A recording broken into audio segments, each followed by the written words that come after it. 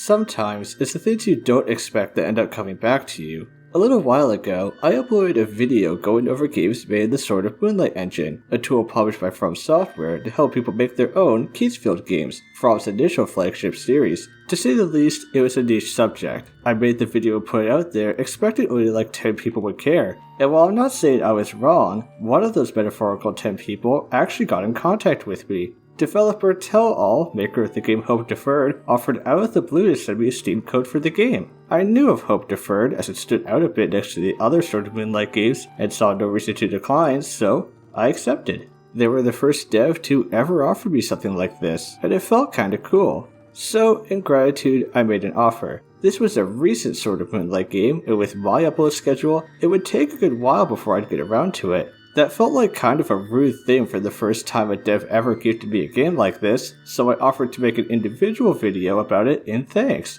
And so, for the first time ever, we have a video I made by request, or a request initiated by my own hand. Rest assured, this will not change anything I have to say, but I do think it's a nice story of how sometimes, even a video you think no one will care about, will end up mattering to someone. Tell All even said I'd be the first video review of the game on YouTube, and that seems to be true unless someone makes one in the middle of me making this video. But now that I've played through the game and am writing this script, I think I can say this was for the best. If I had just picked up Hope Deferred like any other game and played through it to the best of my ability until I beat it, I wouldn't have as much to say about it. But having the developer on call to ask questions and clarify aspects of the game led to me discovering more about it than I otherwise would have. In the future, I should try and contact the other game's devs for similar reasons. But enough about all that, the point is we have a game to play, and I have some interesting info from the dev to help explain it. Let's talk about Hope Deferred.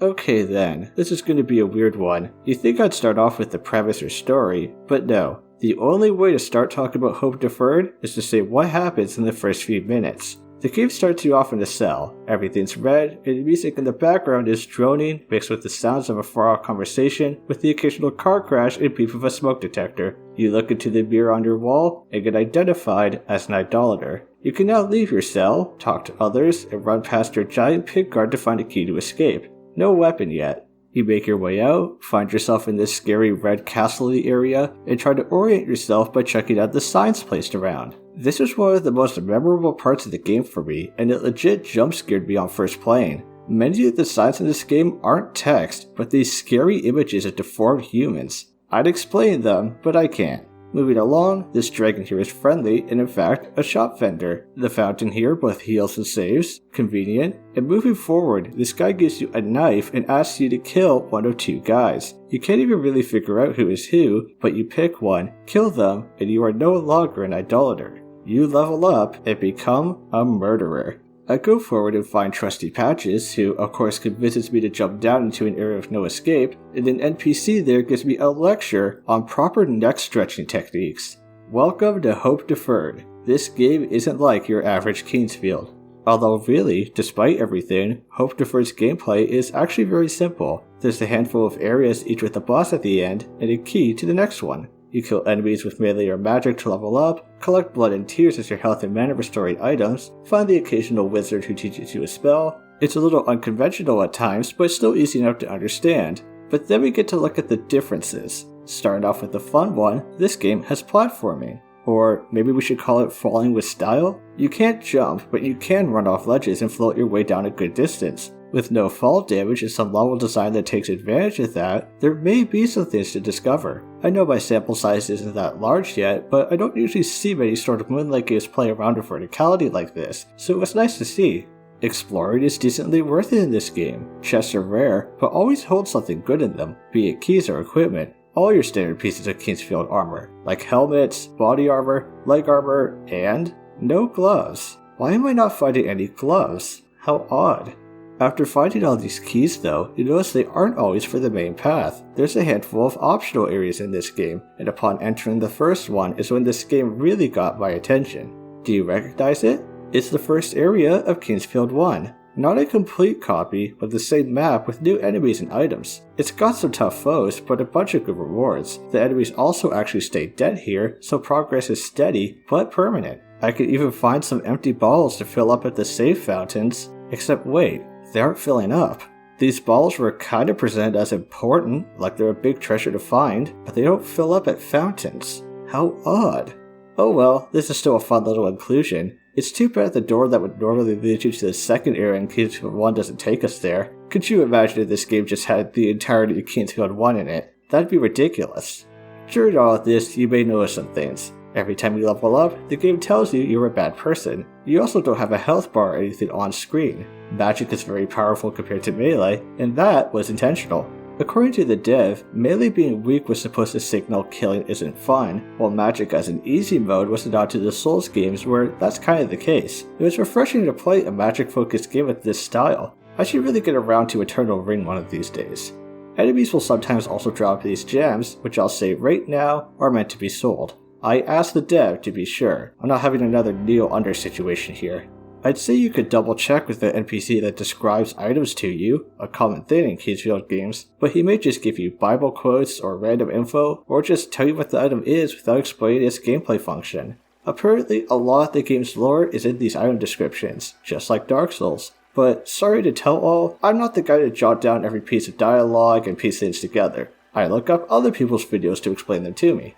As such, I really don't have much to say about this game's deep lore. Likewise, I don't have much to say about the game's story. I think I understand a bit of it, but I'd be lying if I said that with much confidence. Oh well, enough of the background details, let's go back to the main path. You'll talk to some more guys, you'll fight some more bosses, and eventually you'll find your way to the final area, beat the final boss, and wonder, is that it? Something doesn't feel right. So I asked the dev and got filled in. This game has 5 endings, and you'll likely get the normal bad one on your first go. To get a different one, try a pacifist run. The game's platforming, reliance on keys to progress, and avoidable enemies all start to make more sense. That's not to say it'll be easy though, as I think it's time I got into some negatives. Hope Deferred can be a bit cryptic. That's not unusual for Kingsfield style games, but it's maybe a bit too much here. If I didn't have Tell-All to ask for advice, I would have never completed the pacifist ending. I also wouldn't have found more than one of these large crosses, which give you tiny crosses in your inventory, which you then use on other small crosses to get powerful gear. I'm half tempted to just write a guide myself for anyone in the future, but where's the fun in that? This cryptic nature also extends to the items, where I had no clue what a few of them did, and the guy who would usually explain them decided to give me lore instead. I don't think item descriptions would hurt the game, is all I'm saying. And on the topic of writing, the tone is a little messy. When I asked, Tell-All told me the game was meant to be serious with a bit of comic relief. I could definitely see that, but I don't know if it fully worked. Some of the dialogue is just so jokey, I wasn't sure if the serious parts were meant to be ironic. It's a tricky balancing act that I personally don't think worked as well as it could. Some of the serious parts made me think, some of the comedic bits made me chuckle. I'm just not sure they work together flawlessly. It might end up being more confusing than intended. Oh, speaking of, I was initially going to say something along the lines of the game needing a better tutorial. Not everyone who picks this up will be familiar with this style of game, and they may struggle with it as a result. But then I discovered the game does have a tutorial, but I dare not say where. Other than that, there were some problems with the game, there are symptoms of the engine. I think it crashed once, I've seen enemies being their idle lying down animation before I aggroed them, and there was sometimes this weird bug where it took a second before I could confirm picking up an item. It wasn't consistent though, and none of these were a real problem for me. I'll forgive them because I know the Sword of Moonlight Engine just seems to be a bit clunky overall, but I gotta mention them. But let's not only focus on the negatives, and list some positives as well. I'm not sure if this came across earlier, but I'd say Hope Deferred has some solid level design. Each original level is unique to the others in some way, and not too big or confusing as to get lost. And again, with the platforming aspect, exploring felt decently fun. Healing and save points were frequent, which was nice. I learned the initial drafts of the game initially had much larger and labyrinthine levels, but I think these smaller ones work better. I'd say the music is overall good. Admittedly, the first area's track annoyed me a bit with its various sound effects, but once I got to the other areas, I found the music quite solid.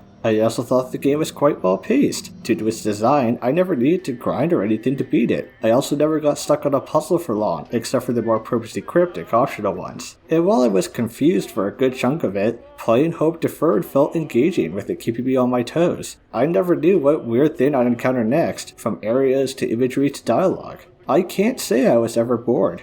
If you go into Hope Deferred looking for something to scratch your Kingsfield itch, you may not exactly get what you were looking for. While similar in a lot of ways, its tone, design, and story are also very different. But regardless, you may find a unique experience that ends up being more memorable than a more standard game would. Having completed its normal, pacifist, and Kingsfield endings, I think I could say I had a good amount of fun playing Hope Deferred. It has its faults, but its good points outweigh them. Its only real issue was needing a guide to help see what the game had to offer, and that could be fixed. It's not perfect, and honestly, it's maybe a little pricey, but it's also undoubtedly original. I hope this video was everything Tell hoped it would be, and I hope maybe 1 or 2 more people check out their game. Needless to say, I'm going to try and communicate with more Sword of Moonlight devs in the future if I can. It's been a fun experience having the dev there to ask questions. But I've got non-Sword of Moonlight content to work on, so we'll see whenever it is I get back around to it. I hope you have a nice day, and remember, sometimes that video idea that you think no one will like or care about will matter to someone. Don't worry about it being niche, because you never know who might just stumble upon it and lead you to something else.